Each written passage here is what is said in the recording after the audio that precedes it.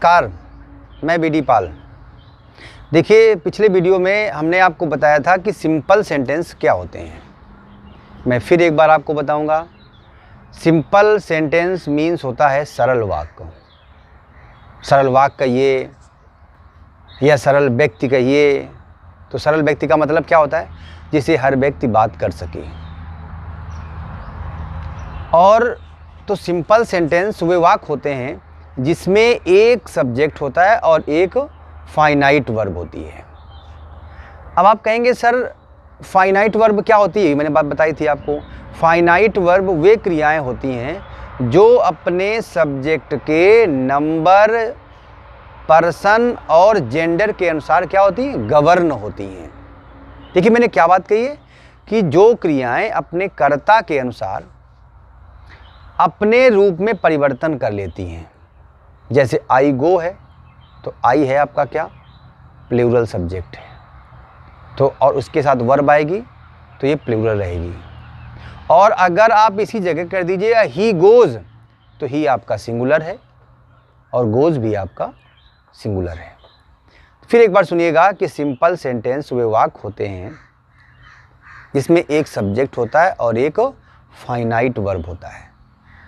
दूसरी बात, जब आगे बढ़ते हैं तो सिंपल सेंटेंस में हमने आपको बताए थे कि सिंपल सेंटेंस को बनाने के लिए जो 8 प्रकार बताए गए हैं। कितने प्रकार बताए गए हैं? ये 8 प्रकार नहीं है, ये 8 जो है ढंग हैं सिंपल सेंटेंस बोलने की। लेकिन मैं तो एक बात ज़रूर कहूँगा, ये ढंग नहीं है। आप सारे ढंग जानते हैं, आप पहचानते नहीं हैं कि मुझ में क्या कैपेसिटी है। तो ये जो 8 ढंग हैं, इन्हीं को चाहे रूल कहिए आप, चाहे इनको मेथड्स कहिए, ठीक है। लेकिन आप इतना समझ लीजिए कि हर वो वाक्य सरल होता है जो सामने वाले को समझ में आ जाता है। मतलब ये मैं कह सकता हूँ, I can say it is the easy method to understand. मतलब ये एक सरल तरीका है समझने का। व्हेन यू से समथिंग, जब आप कुछ कहते हैं and everybody knows what are you saying, और प्रत्येक व्यक्ति जानता है कि आप क्या कह रहे हैं। इट इज इजी मेथड, और दैट इज इजी मेथड, और दैट इज सिंपल सेंटेंस। बड़ी सी बात सुनने में लोगों को ऊब लगती है, लेकिन छोटी सी बात सुनने में लोगों को सरल लगता है। सिंपल सेंटेंस का काम यही है कि जो कक्षा 12 के या कंपटीशन के बच्चे होते हैं, उन्हें एक बड़ी सी बात छोटे में कहना आना चाहिए। तो मैंने आपको बताया था कि सिंपल सेंटेंस बनाने की जो पहली विधि मैंने आपको बताई थी, उसका नाम था पार्टिसिपल। और पार्टिसिपल जो होते हैं ये 3 प्रकार के होते हैं। अब आप कहेंगे सर ये तो नया शब्द है, पार्टिसिपल हम जानते नहीं हैं। बिल्कुल जानते हैं आप। Participle is the form of a verb. Participle is the form of a verb. ये वर्ब का ही एक रूप है। And does the work of adjective, और एडजेक्टिव को क्या करता है? ये कार्य करता है। तो मैं क्या कह रहा हूं, बनता वर्ब से है, कार्य करता एडजेक्टिव का। इसीलिए इसे नॉन फाइनाइट्स भी कहा जाता है। नॉन फाइनाइट्स क्यों कहते हैं? ऐसी क्रिया जो क्रिया से तो बनती है लेकिन क्रिया का काम नहीं करती है, या इसे डबल पार्ट ऑफ स्पीच के नाम से भी जाना जाता है। समझ में आ गया होगा। और पार्टिसिपल होते हैं 3 प्रकार के। एक होता है प्रेजेंट पार्टिसिपल, एक होता है पास्ट पार्टिसिपल, और एक होता है आपका परफेक्ट पार्टिसिपल। और ये टॉपिक हम आपको बता चुके थे। प्रेजेंट पार्टिसिपल में क्या होता है? एक कार्य हो रहा होता है, बीच में दूसरा निकल आता है। जैसे पढ़ते पढ़ते बच्चा सो गया। बच्चा तो पढ़ रहा था, सो गया। मैंने अपनी खोई हुई पर्स पा ली, या खाना खा करके मैं स्कूल चला गया। ये तो मैं पार्टिसिपल की बात कर रहा था आपसे। अब इसका जो दूसरा स्टेप है मैं उस पर आता हूं कि एक दूसरी विधि थी इन्फिनिटिव के द्वारा। किसके द्वारा? इन्फिनिटिव के द्वारा सिंपल सेंटेंस बनाना। तो देखिए, इन्फिनिटिव इंग्लिश के वे शब्द होते हैं जो वर्ब से पहले टू लगाने से बनते हैं। तो क्या कहेंगे? कि इन्फिनिटिव जो होते हैं वो सदैव मेन वर्ब के फर्स्ट फॉर्म से बनते हैं। मक्खियाँ भी आगे आ जाती हैं कि इन्फिनिटिव वर्ब के फर्स्ट फॉर्म से पहले टू लगाने से बनते हैं। अब आप ये नहीं कह सकते हैं कि सर इन्फिनिटिव वो क्रियाएं होती हैं जिनके पहले टू लगा होता है। नहीं, कुछ बेयर इन्फिनिटिव भी होते हैं, कुछ ऐसी भी क्रियाएं होती हैं जिनके पहले टू नहीं लगता है। जैसे कैजुटिव वर्ब का जब हम प्रयोग करते हैं तब टू नहीं लगता है। जैसे बिड है, लेट है, मेक है, सी है, हियर है, ये सारी क्या है? ये बेयर इन्फिनिटिव, इनके पहले टू नहीं लगता है। तो इन्फिनिटिव इंग्लिश के वे शब्द होते हैं जो वर्ब के पहले टू लगाने से बनते हैं और काम करते हैं नाउन का। अब हम क्या कहेंगे? Infinitive is the form of a verb and followed by two, जो टू के साथ चलता है। दूसरी बात, and does the work of noun. अब आप कहेंगे सर ये नाउन का काम करता है? यस, आपने सुना होगा हिंदी में कर्ता ने कर्म को, तो कर्ता ने और इन्फिनिटिव क्रिया जहां भी लिखी होगी उसके पहले टू लगा होगा। दूसरी बात, जब हिंदी में अर्थ निकाला जाएगा तो ना नी ने शब्द आएगा। क्या आएगा? ना नी ने। जैसे मैं आपकी मदद करना चाहता हूं, यहाँ दो क्रिया हैं। मैं आपकी मदद करना एक क्रिया और चाहता हूं दो क्रियाएं। तो क्या होगा कि I want to help you. तो जहां पर help, to help you, to help है, ये क्या है? ये फाइनाइट वर्ब है। तो फाइनाइट वर्ब वे क्रियाएं होती हैं जो वर्ब से पहले टू लगाने से बनती हैं और कार्य करती हैं किसका? नाउन का। इन्हें भी नॉन फाइनाइट्स की श्रेणी में रखा गया है क्योंकि वर्ब से बन रहे हैं लेकिन वर्ब का काम नहीं कर। इन्हें भी डबल पार्ट ऑफ स्पीच के नाम से जाना जाता है। अब होता क्या है, जब इसको हम सिंपल दो बनाते हैं तो हम आपको एग्जाम्पल समझाएंगे। कहाँ? बोर्ड पे। अब आप देखिएगा बोर्ड पे, देखिए तो आप देखिएगा, मैं आपसे कह रहा था कि इन्फिनिटिव जो होते हैं वो कैसे बनते हैं।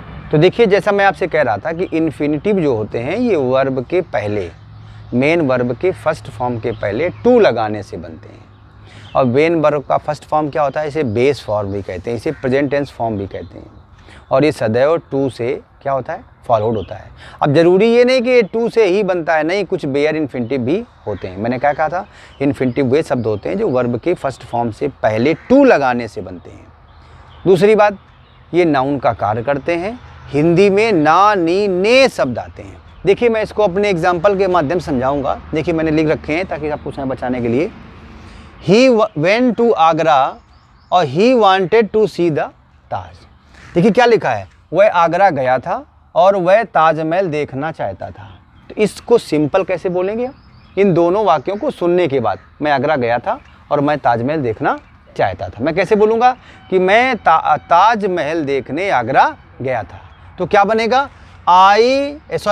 ही वेंट टू आगरा और टू सी द ताज बन गया। क्या बना ये? देखिए ऐसे बना, ही वेंट टू आगरा और टू सी द ताज। अब हिंदी बोलिए जरा। वह ताज देखने, ये देखिए इन्फिनिटिव आ रहा है, ये देखने कहाँ गया था? आगरा गया था। दूसरी बातें, आई हैड नो मनी, मेरे पास धन नहीं था। I could not give away, मैं उसे दे ना सका। तो देने के लिए मेरे पास धन नहीं था, देने के लिए मेरे पास धन, तो I had no money to give away. तो क्या हुआ? आई हैड नो मनी और टू गिव अवे, देने के लिए मेरे पास धन नहीं था, और जब मेरे पास धन नहीं था तभी तो मैं नहीं दे सका।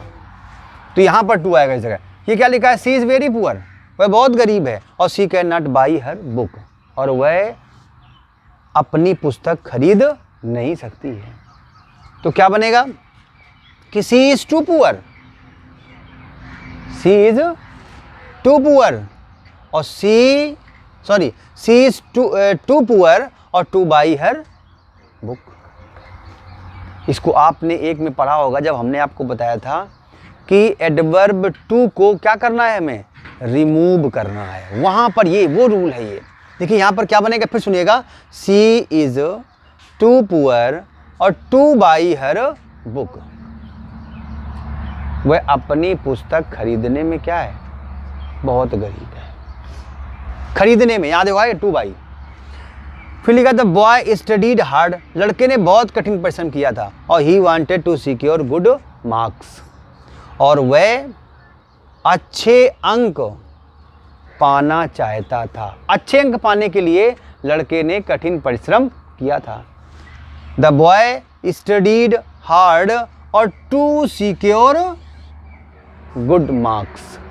अंडरस्टैंड।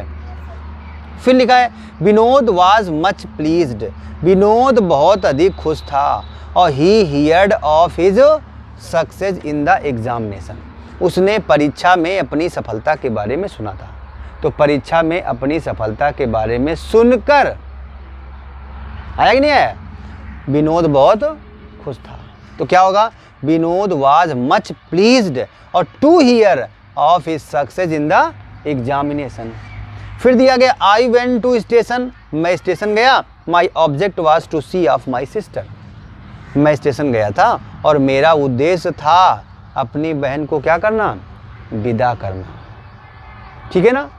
तो क्या हो जाएगा कि आई वेंट टू स्टेशन और to see off my sister, मैं अपने बहन को विदा करने स्टेशन पर गया था।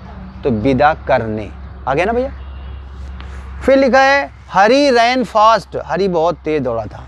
He wanted to get first prize, वह प्रथम पुरस्कार पाना चाहता था। तो हरी प्रथम पुरस्कार पाने के लिए क्या हुआ था, तेज दौड़ा था। तो Hari ran fast to get first prize. ठीक है ना भैया। ही हैज 2 daughters, उसकी 2 बेटियां हैं। ही मस्ट फाइंड, उसे अवश्य खोजना चाहिए, किसको, हस्बैंड फॉर देम, उसे उन सब के लिए क्या करना चाहिए, पति, अच्छा पति ढूंढना चाहिए। तो क्या कहेंगे, he must find husbands for them. तो वह क्या बनेगा कि he has 2 daughters to find husbands. Okay, कि उसे 2 बेटियों के लिए पति क्या करना चाहिए, ढूंढना चाहिए या खोजना चाहिए। कि फिर सुनिएगा, Brajesh could not prepare well for the examination, Brajesh परीक्षा के लिए अच्छी तैयारी ना कर सका, और he had not sufficient time, उसके पास पर्याप्त समय नहीं था। तो ब्रजेश के पास परीक्षा की तैयारी के लिए पर्याप्त समय नहीं था। तो Brajesh had not sufficient time और to prepare well for the examination. क्या बनेगा, Brajesh had not sufficient time to prepare well for the examination. बात समझ में आई कि नहीं आई।